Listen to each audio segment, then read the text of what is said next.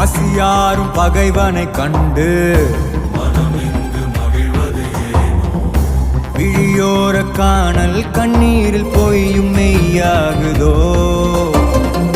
கரையில் தன் நிழலினை கொண்டு அறியாமையாலே மண்ணெங்கும் இன்பம் உண்டாகுதோ